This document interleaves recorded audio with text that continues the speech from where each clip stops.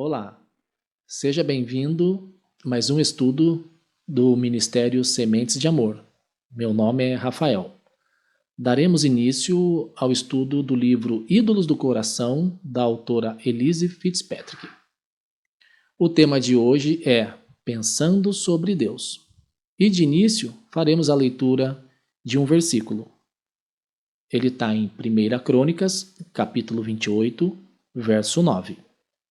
Sirva-o de todo o coração e espontaneamente, pois o Senhor sonda todos os corações e conhece a motivação dos pensamentos.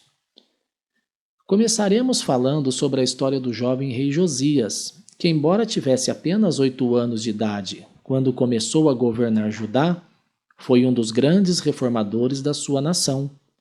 Mesmo tendo crescido em meio a um reino idólatra, onde se sacrificavam crianças, o Senhor deu a Josias um amor por ele e desejo de adorá-lo. Josias, ao ouvir a lei, foi tomado de tremor e temor. Ao se deparar com a lei santa e justa de Deus, sentiu aversão de si mesmo e ao pecado do povo. O coração de Josias foi profundamente tocado. Nesse dia, Josias teve um encontro com Deus da Bíblia, um encontro que transformou sua vida. O Espírito Santo levou a entender as palavras da lei. Deus iluminou sua mente. E lembre-se, isso que Deus fez com Josias pode fazer com você também. Deus pode ajudá-lo a identificar e aniquilar os ídolos do seu coração. Pode lhe fornecer fé para crer que ele continuará a tratá-lo com bondade e capacitá-lo para que encontre nele a sua verdadeira felicidade. Cabe à mente instruir as afeições acerca do amor de Deus e treinar a volição para escolher o que é correto. Ele é a parte mais importante do nosso coração. Lembre-se de que a sua mente inclui pensamentos, crenças, entendimento, memórias, julgamentos, discernimento e consciência. Ela age como um guarda que o protege da ignorância do engano e da incredulidade. Ignorância da vontade de Deus e engano a respeito da natureza de Deus são as duas importantes causas da idolatria. Deus deseja instruir você acerca da verdade. Veja o que ele diz em João, capítulo 16, verso 13. O Espírito da verdade os guiará a toda a verdade. Em João, capítulo 8, verso 32, ele nos diz: E conhecerão a verdade, e a verdade vos libertará. Precisamos cada dia mais conhecer as Escrituras por meio do Espírito Santo e identificar falsos ídolos que possam estar em nossas vidas. A idolatria é um pecado que começa na mente, em nossos pensamentos, crenças, opiniões e fantasias. Ideias erradas sobre o caráter de Deus geram idolatria. Precisamos ter o cuidado de adorar a Deus como Ele se apresenta e nos instrui por meio da Tua Palavra. Vejamos.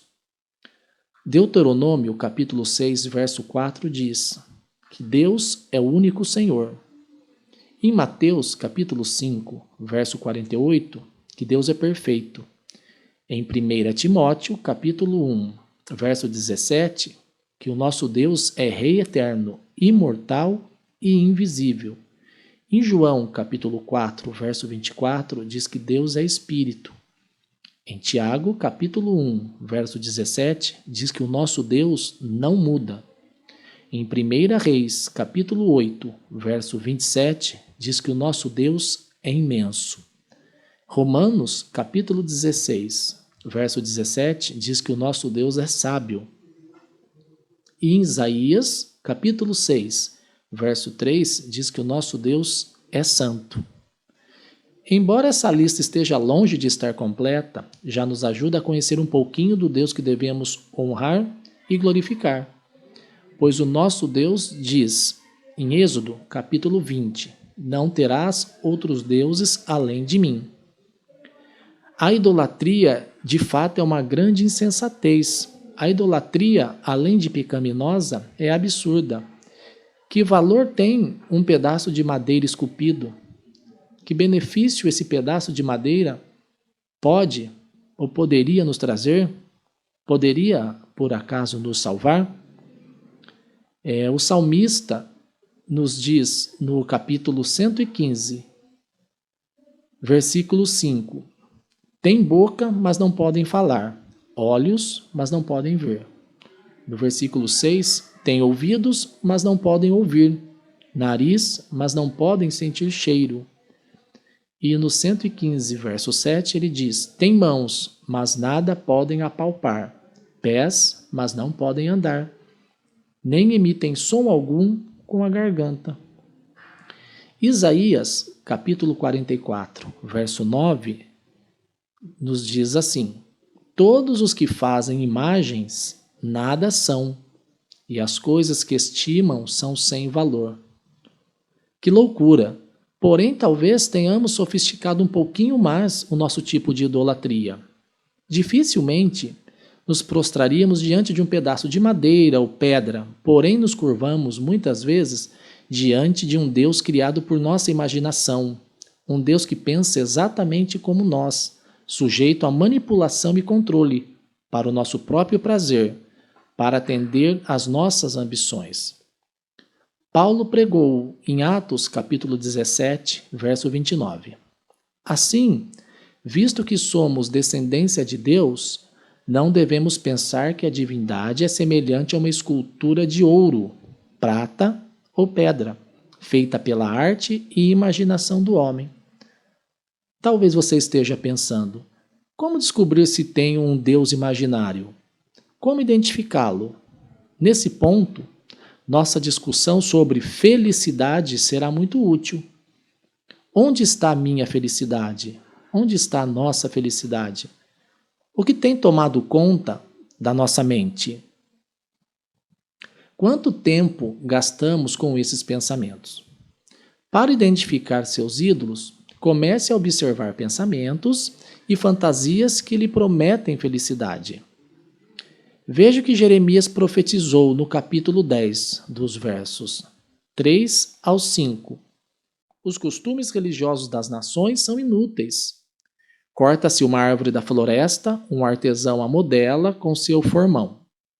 Enfeitam-na com prata e ouro, prendendo tudo com martelo e pregos para que não balance. Como um espantalho numa plantação de pepinos, os ídolos são incapazes de falar e têm que ser transportados porque não conseguem andar. Não tenham medo deles, pois não podem fazer nem mal, nem bem. Porém, somos uma fábrica de ídolos, deuses feitos por nossa imaginação. Não adoramos ídolos de madeira ou pedra. Adoramos aquilo que pode nos dar felicidade, ou que promete, muitas vezes, nos dar felicidade. Então, nós esculpimos um bom cônjuge, um bom trabalho, bons filhos, acreditamos que a nossa real felicidade está neles. Não conseguimos pensar na vida sem eles. O apóstolo Paulo instrui os coríntios a levarem cativo o pensamento para que obedeça a Cristo. Para seguirmos a ordem, fugir da idolatria. 1 Coríntios, capítulo 10, verso 14. As mentiras nas quais costumamos acreditar, mentiras que Satanás e o mundo vendem, obscurecem nosso pensamento a respeito da verdadeira natureza de Deus e da verdadeira fonte de felicidade. A mentira de que é possível encontrar felicidade em algo ou alguém que não seja Deus é a ilusão da qual flui toda a idolatria. Como são algumas dessas mentiras? Vamos lá. Para ser verdadeiramente feliz, precisamos de um cônjuge crente, romântico e responsável. Para ser verdadeiramente feliz, preciso de filhos obedientes. Para ser verdadeiramente feliz, preciso de um bom emprego. Para ser verdadeiramente feliz, preciso ser valorizado e amado pelos outros. Para ser verdadeiramente feliz, preciso me sentir protegido. Para ser verdadeiramente feliz, preciso ser capaz de olhar para a minha vida e ver que estou crescendo, progredindo, me tornando cada vez maior. Então, cabe à nossa mente iluminada pelo Espírito Santo e pelas Escrituras corrigir nossa forma de pensar, quando acreditamos em mentiras e começamos a adorar ideias de felicidades imaginárias. Sua mente deve estar bem treinada para guardá-lo da idolatria.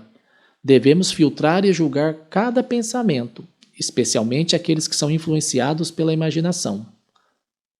Lembre-se das palavras de Paulo aos Coríntios em 2 Coríntios, capítulo 10, verso 5. Destruímos argumentos e toda pretensão que se levanta contra o conhecimento de Deus, e levamos cativo todo o pensamento para torná-lo obediente a Cristo. Sua mente, em especial, sua consciência, deve examinar cada pensamento e subjugar aqueles que se erguem contra o verdadeiro conhecimento de Deus e de seu amor salvador. Visto que o Senhor o amou e o aceitou, não há mais necessidade de buscar amor e aceitação dos outros. Lembre-se, Deus pode fazer com você o que fez com o rei Josias. Devemos nos alegrar na convicção que Ele é o nosso Deus forte, poderoso, que nos libertou das trevas e nos deu o seu Espírito Santo. Quero aqui incentivar você a conhecer mais desse Deus, dia após dia, leitura após leitura. Seja uma pessoa disciplinada, procure conhecer, caminhar, começando de repente por hoje mesmo, fazendo a sua leitura dentro de 5 minutos, 6 minutos, mas se disponha a fazer.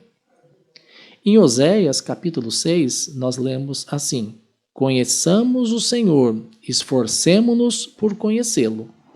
Devemos ter plena satisfação em Deus, o único que pode nos dar a verdadeira felicidade e a paz que excede todo entendimento.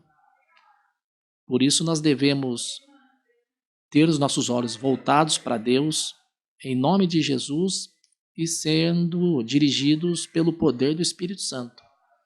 Que esse estudo possa, de alguma forma, lhe abençoar, que esse estudo possa fazer você se autoexaminar, identificar algo no seu coração, e que através do conhecimento de Deus você consiga aniquilar isso que pode estar te afastando do próprio Deus, devido às nossas convicções não tão coerentes com o que diz a palavra do Senhor.